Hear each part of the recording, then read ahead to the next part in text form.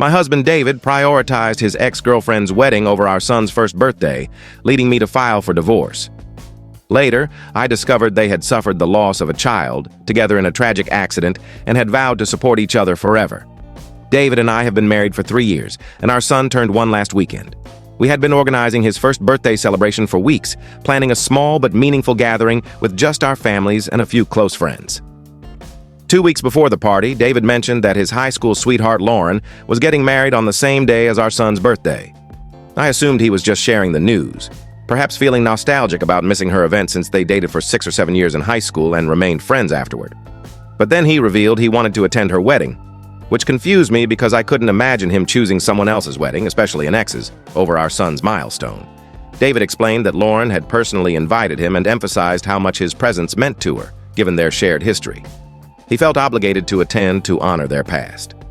I argued that our son's first birthday was a priority and that Lauren would understand if he prioritized his family. David grew quiet and admitted he'd already promised Lauren he'd be there and didn't want to let her down. I asked if he was seriously considering skipping our baby's first birthday for his ex's wedding. He said Lauren wasn't just any ex. She held a unique place in his life, and I wouldn't get it. When I pressed him to explain, he said they had a deep bond from tough times they'd faced together, and he wanted to support her. I told him I didn't care about their connection. His wife and son should come first. He called me unreasonable, saying the birthday party would be fine without him and that our son wouldn't remember it anyway.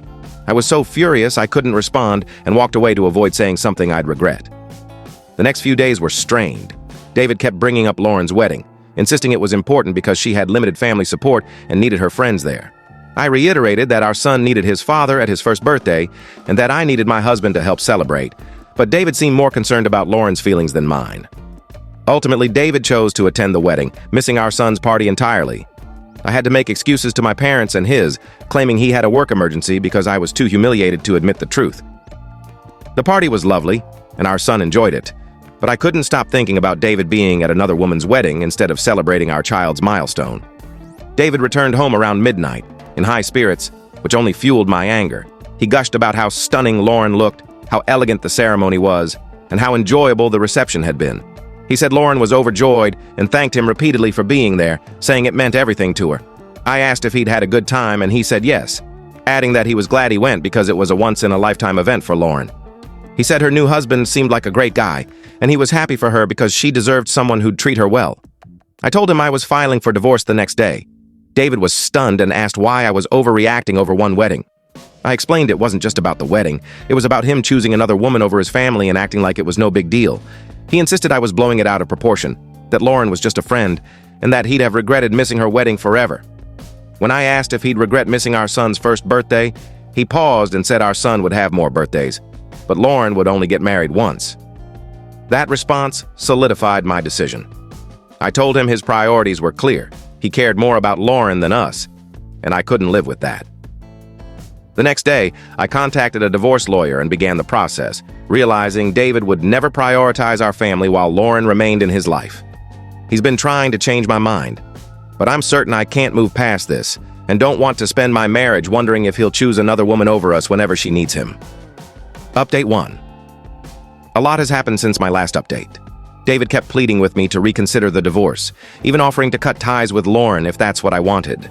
I told him it was too late. The trust was broken and the damage was done.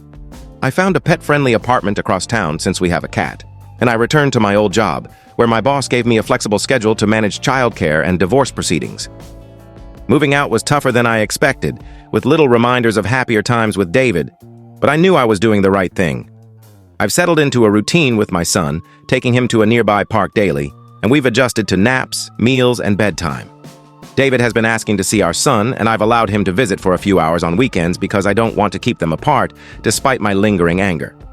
2 weeks after I moved out, David's mother, Margaret, called and asked to meet for lunch to talk.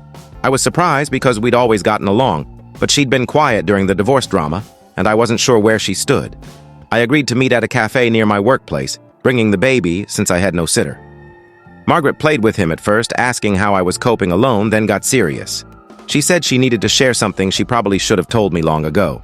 She revealed that David had never fully moved on from Lauren and that she'd been concerned about it before our wedding but didn't know how to address it without stirring trouble. Margaret explained that Lauren was David's first true love, and they dated through high school and into their first year of college. David was utterly devoted to her. When Lauren ended things in their sophomore year, he was shattered, barely eating or sleeping for months. Margaret said she'd never seen him so broken. Even after David and I started dating, Margaret noticed he still thought about Lauren, getting a distant look when her name came up or when something reminded him of her. She'd hoped marriage and fatherhood would help him let go, but the wedding incident proved he was still tethered to Lauren. I asked why she never warned me, and she said she kept hoping David would resolve his feelings independently and didn't want to meddle unless necessary. She felt guilty for staying silent, believing David loved me enough to choose our family over Lauren. She was wrong.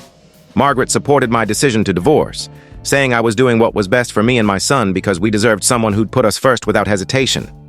She was disappointed in David for letting his feelings for Lauren ruin his marriage and had told him he was making a huge mistake, but he didn't grasp the gravity of his actions.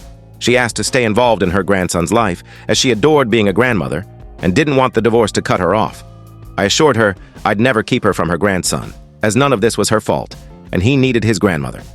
We talked for nearly 2 hours, and Margaret shared stories about David and Lauren's past, helping me understand his attachment but also confirming I could never compete with their history. She said Lauren had been David's entire world as teenagers, and he'd planned to marry her.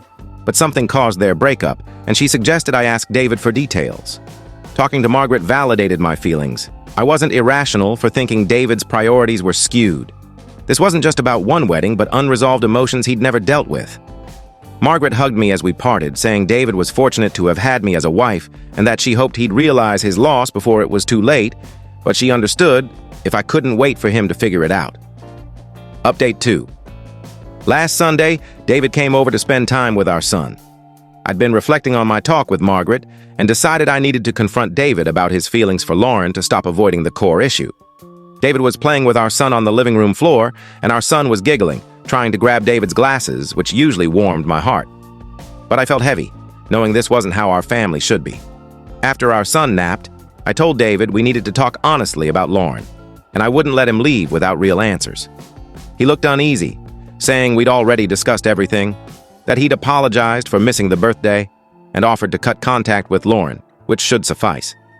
I revealed that Margaret had shared how devastated he was when Lauren ended things in college, and that she believed he'd never moved on.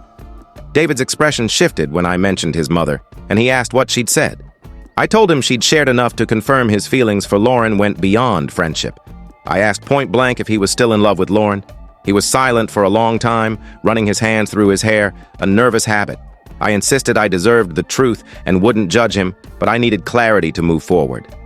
Finally, David admitted he loved me and our family and wanted our marriage to work, but he couldn't shake his feelings for Lauren, no matter how hard he tried. He said it wasn't fair to me and he knew it was wrong, but Lauren had been such a significant part of his life that those emotions lingered. I asked if he thought about her often, and he admitted he did. Sometimes during mundane moments like grocery shopping or watching TV, he'd wonder about her or recall their shared memories. He said Lauren's occasional texts or calls would reignite those feelings. David swore he'd never cheated on me or acted on his feelings, but he couldn't keep lying about them because the guilt was consuming him. He'd hoped attending her wedding would bring closure, but seeing her radiant and happy intensified his emotions instead. I asked if he thought Lauren had feelings for him too. He wasn't sure, but said she was always warm when they spoke, and at the wedding, she'd said she missed him in her life and that her new husband didn't understand her the way David did.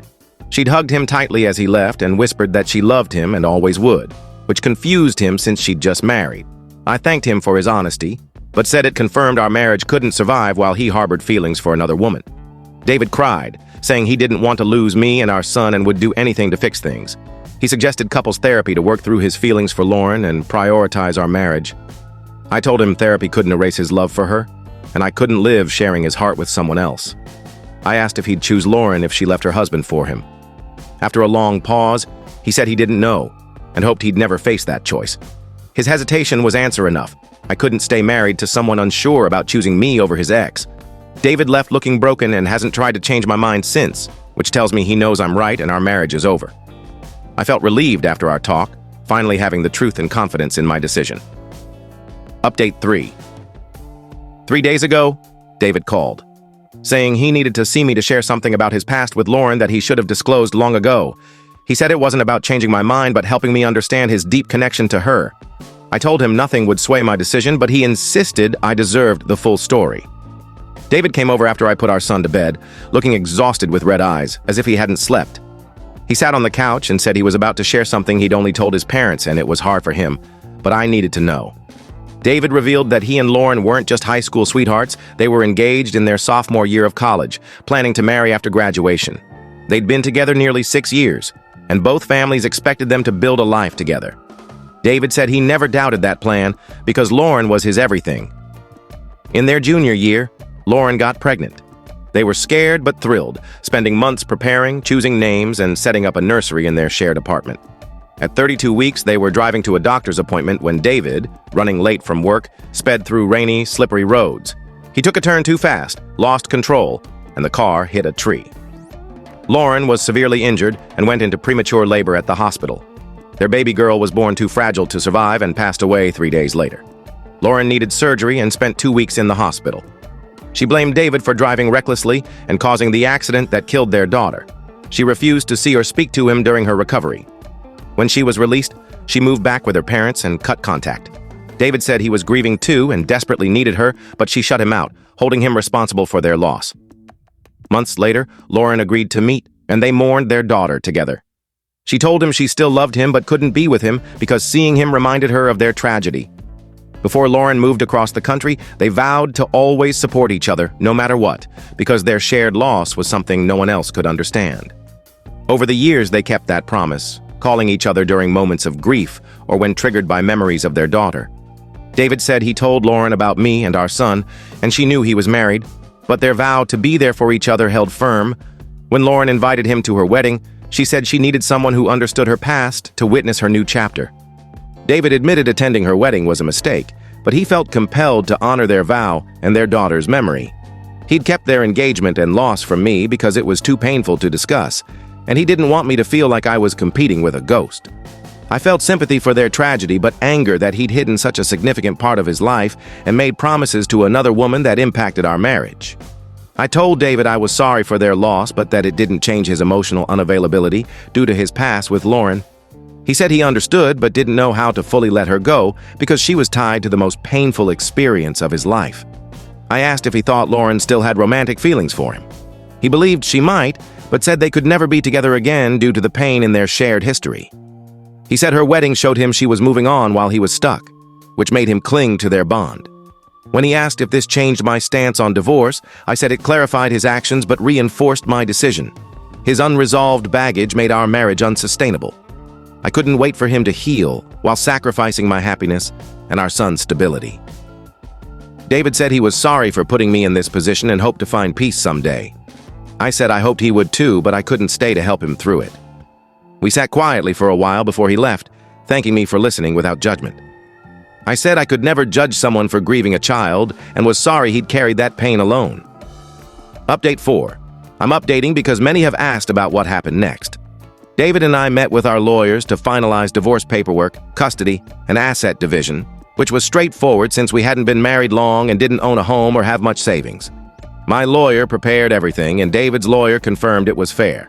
We agreed I'd have primary custody since I'm breastfeeding and our son is used to me, with David getting every other weekend, 1 weekday evening, alternating holidays, and 2 weeks in the summer when our son is older.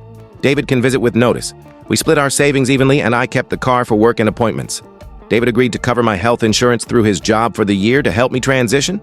He'll also pay modest child support for daycare and expenses. After the lawyers left, David asked to talk privately. I wasn't sure what else there was to say, but I agreed. David cried, apologizing for hurting me and our son, saying he'd regret it forever. He said he'd reflected on my words and realized I was right about his emotional unavailability and prioritizing Lauren. He wanted to fix things if possible. David revealed he'd called Lauren and told her he could no longer stay in touch because it was destroying his family. She understood, apologized for unintentionally coming between us, and said she wanted him to be happy with his wife and son. She cried, saying she'd miss him, but agreed it was best for them to move on. David begged for another chance, promising to prove I was his priority. He offered to attend therapy to process his grief and let go of Lauren. I acknowledged his effort but said the damage was irreparable. I couldn't trust him or lie wondering if he was thinking of her. David said he understood but was willing to rebuild trust over time. He called choosing Lauren's wedding his biggest mistake and vowed to make up for it if I'd let him. I told him my decision was final. We could co-parent and maybe be friends someday, but I couldn't be his wife. I deserved someone fully present, not haunted by another woman. David nodded, defeated, saying he was sorry for ruining our family and hoped I'd forgive him someday. I said I didn't hate him and understood his complicated feelings for Lauren, but that didn't make it easier to live with. We hugged, and David said he'd always loved me and was grateful for our time together and our son. He promised to be the best father possible. I said I loved him too, but sometimes love isn't enough when priorities differ, and I wished him peace with his past.